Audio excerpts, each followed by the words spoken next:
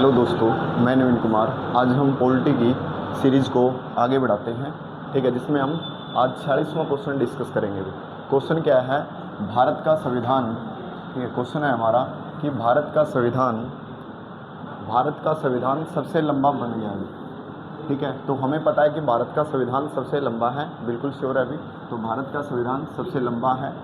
मौलिक अधिकारों का अध्याय अमेरिका के संविधान के मॉडल से लिया गया है।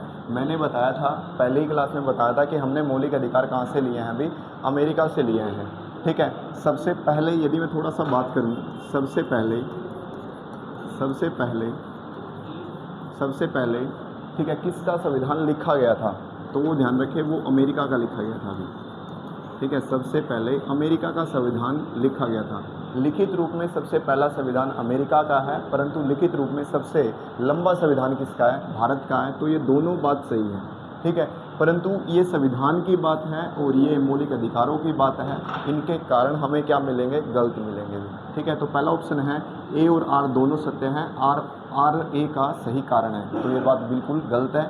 दूसरा है ए और आर दोनों सत्य हैं लेकिन आर ए का सही कारण नहीं है, तो ये बिल्कुल सही बात है, ठीक है। दोनों सत्य हैं परंतु कारण इनके सेम नहीं है, ठीक है। नेक्स्ट क्वेश्चन की तरफ बढ़ते हैं।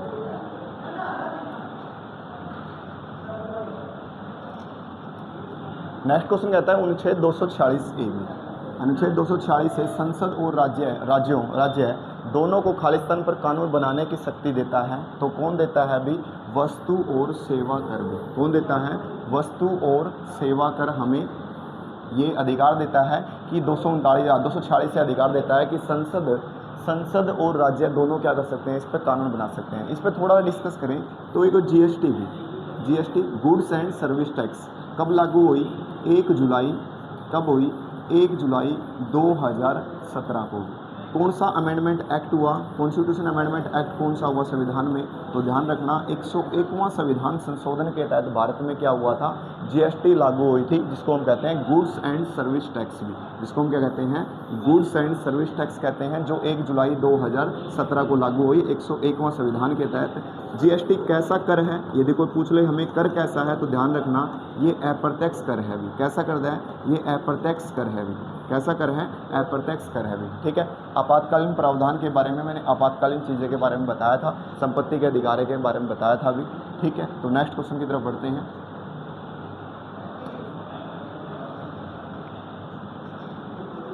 ठीक है, नेक्स्ट क्वेश्चन है ऐसा सीजीएल टायर 1 के अंदर आया 2023 के अंदर। क्वेश्चन पूछने का तरीका बहुत बढ़िया है। तो देखो क्वेश्चन कैसे पूछा है कि मान लीजिए कि ए अपने दोस्त के साथ सिनेमा हॉल में फिल्म देखने आई है। अगली सीट पर उसने अपने नौकरानी को देखा भी, ठीक है। ए अपने दोस्त के साथ सिनेमा हॉल में फिल्म देखने गई भी, ठीक है। अगली सीट पर उसने अपनी नौकरानी दिखाई देती है, जो फिल्म देख रही थी भी, जो क्या कर रही थी? फिल्म देख रही थी। अब ए अपनी नौकरानी को सिनेमा हॉल से बाहर जाने को कहती है। इस स्थिति में भारतीय संविधान का कौन सा अनुच्छेद नौकरानी को राहत प्रदान करता है? मैंने आर्टिकल 15 बताया था अभी। मैंने आर्टिकल बताया था हम किसी भी व्यक्ति के साथ धर्म के आधार पर, जाति के आधार पर, लिंग के आधार पर, वंश के आधार पर, इनके आधार पर हम क्या नहीं कर सकते? विभेद नहीं कर सकते। जो सार्वजनिक संपत्ति होती है, अभी जो सार्वजनिक संपत्ति होती है उसमें क्या है? अभी उसमें सभी धर्म के लोग, ठीक है, उसमें सभी धर्म के लोग, सभी जाति के लोग आ जा सकते हैं, हम उनको नहीं रोक सकते भी, ठीक है। तो ध्यान रखना आर्टिकल 15 में उसको राहत प्रदान की गई है। अभी आर्टिकल 16 मैंने बताया था। अभी आर्टिकल 16 में क्या पढ़ते हैं हम भी? आर्टिकल 16 में है लोक नियोजन भी। क्या है इसमें? लोक नियोजन भी। क्या है इसमें? आर्टिकल 16 में भी लोक नियोजन है। आर्टिकल 17 में क्या है? मैंने बताया था अस्पृश्यता का अंत भी। क्या है? अस्पृश्यता का अंत भी। और आर्टिकल 18 में क्या है? आर्टिकल 18 में उपाधियों का अंत भी। क्या है भी? उपाधियों का अंत भी। तो ध्यान रखना पहले इसके समय में जो उपाधियाँ दी जाती थी, जैसे महात्मा गांधी को महात्मा की उपाधि भी, ठीक है, वैसे ही सरदार वल्लभ भाई पटेल को सरदार की उपाधि, ये सारी की सारी उपाधियों को आज के समय में क्या कर दिया गया है? समाप्त कर दिया गया है। किस अनुच्छेद में? भी आर्टिकल 18 में इसका वर्णन देखते हैं अभी, ठीक है। नेक्स्ट क्वेश्चन की तरफ बढ़ते हैं।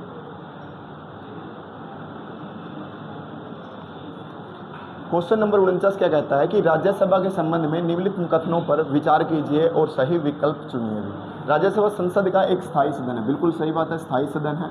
जिससे किसी भी परिस्थिति में भंग नहीं किया जा सकता। बिल्कुल सही बात है, राज्यसभा को भंग नहीं किया जा सकता, ध्यान रखें, क्योंकि इसमें क्या होता है, हर 2 साल के अंदर 1/3 सदस्य रिटायरमेंट लेते हैं। अभी राज्यसभा के सदस्य 6 वर्ष के कार्यकाल के लिए चुने जाते हैं। बिल्कुल सही बात है। हर 2 साल बाद क्या होते हैं, 1/3 सदस्य क्या लेते हैं, सेवानिवृत्त होते हैं। तो मैंने बताया दोनों के दोनों सही है, बोथ ए एंड बी भी। ठीक है, तो इसके बारे में थोड़ा सा बात करें, राज्यसभा के बारे में, राज्यसभा के बारे में। ठीक है, राज्यसभा किस आर्टिकल में भी, तो अनुच्छेद 80 में इसका वर्णन है। अनुच्छेद 80 में इसका वर्णन है। राज्यसभा सदस्यों का जो कार्यकाल है, सदस्यों का कार्यकाल वो होता है 6 साल का। भी कितना होता है, 6 साल का। राज्यसभा का यदि सदस्य बनना है, हमें सदस्य बनने के लिए उम्र कितनी होनी चाहिए, अभी 30 वर्ष होनी चाहिए। उम्र कितनी होनी चाहिए, 30 वर्ष होनी चाहिए। ये बताया कि हर 2 साल बाद 2 वर्ष में 1/3 सदस्य क्या होते हैं, रिटायर होते हैं। अभी क्या होते हैं, रिटायर होते हैं।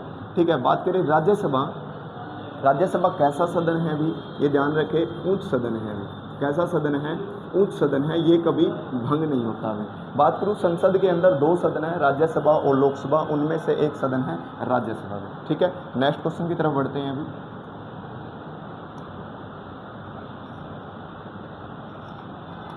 क्वेश्चन नंबर 50 क्या कहता है, सर्वोच्च न्यायालय द्वारा निम्नलिखित में से किस अधिकार की व्याख्या अनुच्छेद 21 के भाग के रूप में की है। मैंने कहा था कि अनुच्छेद 21 में क्या है, हमारे प्राण एवं दैहिक स्वतंत्रता का अधिकार, हमें जो जीवन जीने का जो अधिकार है वो आर्टिकल 21 देता है। तो विवाह का अधिकार, तो बिल्कुल ये हमारा आर्टिकल 21 में है। ठीक है, तो कौन से की नहीं की गई हमें वो बताना है। तो 21 में विवाह का अधिकार है, आश्रय का अधिकार है, बिल्कुल भी। ठीक है, मतदान का अधिकार मैंने बताया था नहीं है। मतदान का अधिकार मैंने बताया था, व्यक्तिगत मताधिकार का अधिकार हमें किस आर्टिकल में है, आर्टिकल 326 में। ठीक है, व्यक्तिगत जो मताधिकार है हमें किस आर्टिकल में है, आर्टिकल 326 में। मैंने इसका पिछले क्लास में डिस्कस किया था। तो निजता का अधिकार भी इसी में है, निजता का अधिकार भी इसी में। तो सर्वोच्च न्यायालय द्वारा निम्नलिखित में से किस अधिकार की व्याख्या अनुच्छेद 21 के भाग के रूप में नहीं की गई है, तो ध्यान रखना ऑप्शन सी इसका राइट आएगा। ठीक है, नेक्स्ट क्वेश्चन की तरफ बढ़ते हैं।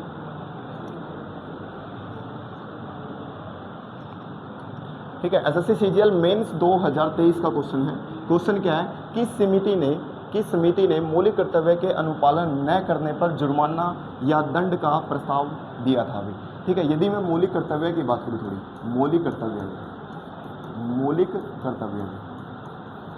ठीक है, मौलिक कर्तव्य संविधान में नहीं थे, इनको जोड़ा गया है, संविधान में जोड़ा गया है।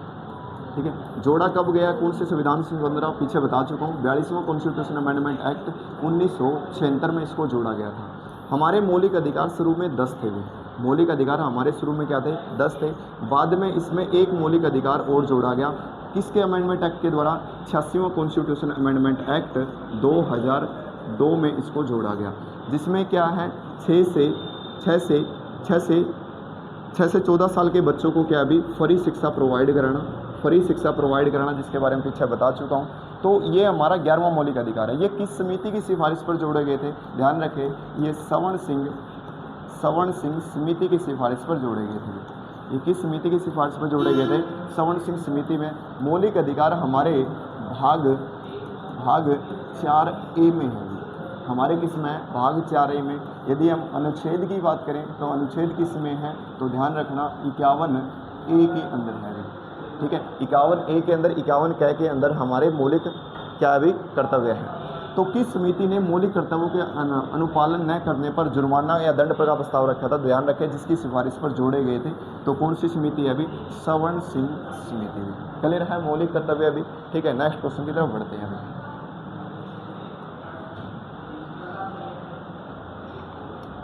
क्वेश्चन नंबर 52 कहता है, निम्नलिखित में से कौन सा युग्म सही रूप से मेल नहीं खाता। अभी ठीक है, तो पहला ऑप्शन क्या है, सम्मान न्याय और निःशुल्क विधिक सहायता।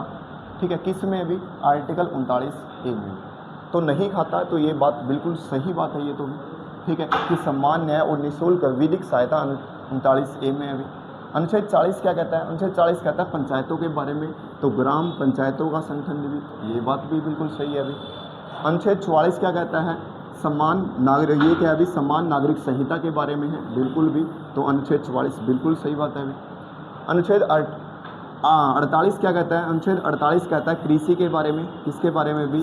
कृषि के बारे में और पशुपालन के बारे में भी। किसके बारे में? पशुपालन के बारे में भी। ठीक है, तो इसमें क्या है?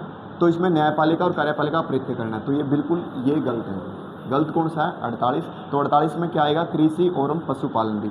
न्यायपालिका और कार्यपालिका का पृथक करना, ये किस आर्टिकल में है? ध्यान रखना, ये आर्टिकल 50 में है। ठीक है, आर्टिकल 50 में हम क्या देखते हैं? न्यायपालिका और कार्यपालिका का पृथक करना। आर्टिकल 48 में हम क्या देखते हैं? कृषि और पशुपालन में। ठीक है, नेक्स्ट क्वेश्चन की तरफ बढ़ते हैं अभी।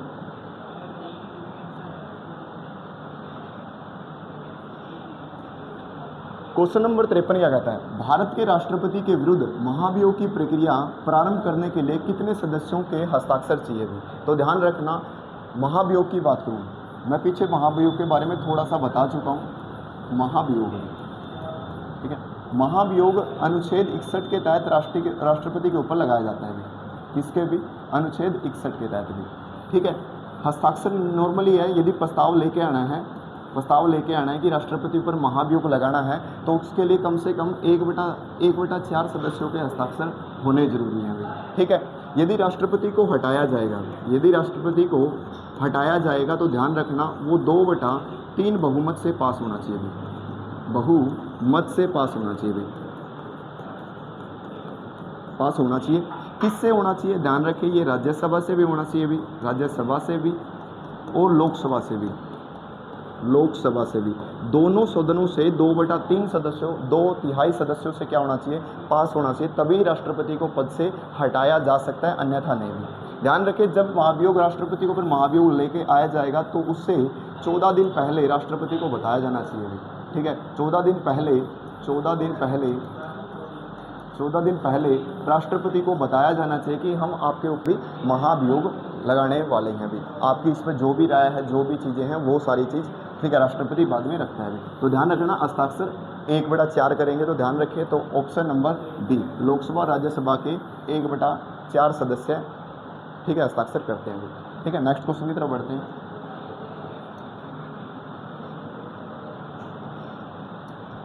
क्वेश्चन नंबर 54 क्या कहता है? भारत के राष्ट्रपति और उपराष्ट्रपति दोनों की मृत्यु की स्थिति में भारत के राष्ट्रपति के रूप में कार्य कौन करेगा? तो ध्यान रखना, जब राष्ट्रपति ना हो, उपराष्ट्रपति ना हो, ठीक है, तो उस समय कौन करता है? सुप्रीम कोर्ट के मुख्य न्यायाधीश, तो भारत के मुख्य न्यायाधीश करते हैं। तो ध्यान रखना, ऐसा एक बार हुआ भी था, कब भी? जब जाकिर हुसैन की मृत्यु हो गई थी।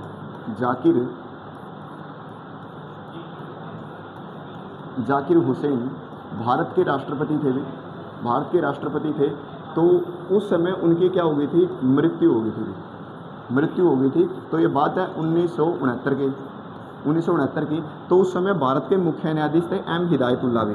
ठीक है, एम हिदायतुल्ला।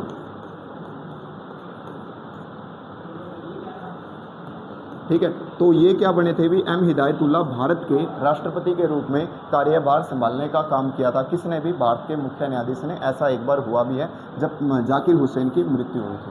ठीक है, नेक्स्ट क्वेश्चन की तरफ बढ़ते हैं अभी।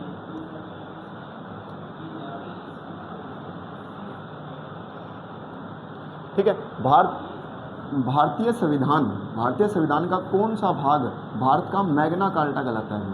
ठीक है, मैग्ना कार्टा होता है नागरिकों को अधिकार देना, उनके कुछ अधिकार देना भी। ठीक है, ऐसा 1215 में हुआ था। ऐसा कब हुआ था? 1215 में हुआ था। कहाँ पर भी? ब्रिटेन के अंदर। ठीक है, वहाँ पर ब्रिटेन के राजा ने वहाँ के नागरिकों के लिए कुछ अधिकार दिए भी। क्या दिए? कुछ अधिकार दिए। ठीक है, कुछ अधिकार दिए गए जो क्या कहलाए भी? मैग्ना कार्टा कहलाए। ठीक है, मैग्ना कार्टा कहलाए। मैग्ना कार्टा का जो अर्थ है वो है प्रमाण पत्र भी। अर्थ क्या है इसका? प्रमाण पत्र है। ध्यान रखना, 1215 में दिए गए थे ब्रिटेन के महाराजा के द्वारा, वहाँ के कुछ लोगों को दिए गए थे जो अधिकार थे। तो वैसे ही भारत में जो मौलिक अधिकार है वो लोगों के अधिकार के लिए, इसलिए भारत में मौलिक अधिकारों को ही हम क्या कहते हैं? मैग्ना कार्टा कहते हैं। तो किस भाग में है? तो भाग 3 में। किस में है? भाग 3 में। हम किसके बारे में पढ़ते हैं? मौलिक अधिकारों के बारे में। क्या इसमें हमारे मौलिक अधिकार भी, फंडामेंटल राइट भी, मौलिक अधिकार भी। ठीक है, भाग 1 में क्या है, हम राज्यों के बारे में देखते हैं अभी, हम राज्यों के बारे में देखते हैं, ठीक है, राज्यों के बारे में, ठीक है, भारत मतलब राज्यों का एक संघ है उसके बारे में देखते हैं, ठीक है, राज्यों का जो संघ है भारत उसके बारे में देखते हैं। भाग 2 में हम किसके बारे में पढ़ते हैं, नागरिकता बता चुका हूँ, ठीक है, नागरिकता आर्टिकल 5 से 11 भी, आर्टिकल 5 से 11 भी। भाग 4 में हम किसके बारे में पढ़ते हैं, बता चुका हूँ, डीपीएसपी के बारे में भी, डीपीएसपी के बारे में, नीति निदेशक सिद्धांत के बारे में इसमें हम पढ़ने का काम करते हैं अभी, ठीक है। नेक्स्ट क्वेश्चन की तरफ बढ़ते हैं अभी।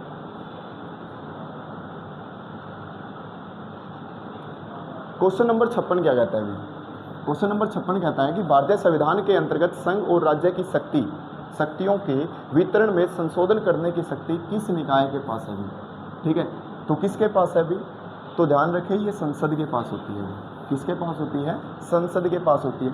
संसद के बारे में थोड़ा देख लेते हैं, ठीक है। संसद के अंदर 2 सदन हैं, इसके अंदर 2 सदन हैं, कौन कौन से, एक तो है राज्यसभा, ठीक है, और दूसरा कौन सा है, लोकसभा, दूसरा कौन सा है, लोकसभा।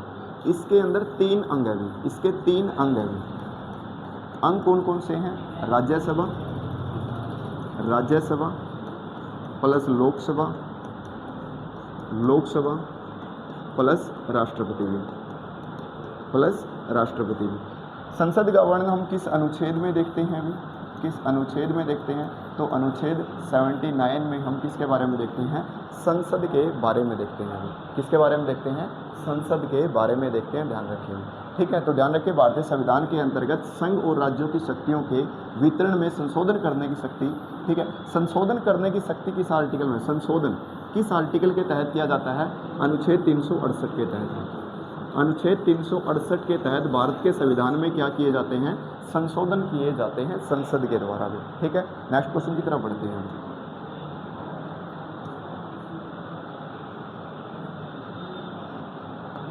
क्वेश्चन है निम्नलिखित में से कौन सा युग्म सही रूप से मिला हुआ है, ठीक है, ये आज का लास्ट क्वेश्चन है, ठीक है, ये आज का लास्ट क्वेश्चन है, ठीक है। तो आपको कमेंट बॉक्स में बताना है कि इसका आंसर क्या आएगा, ठीक है। इस क्वेश्चन को हम कल को हल करेंगे भी, ठीक है, नेक्स्ट क्लास में। आज के लिए इतना।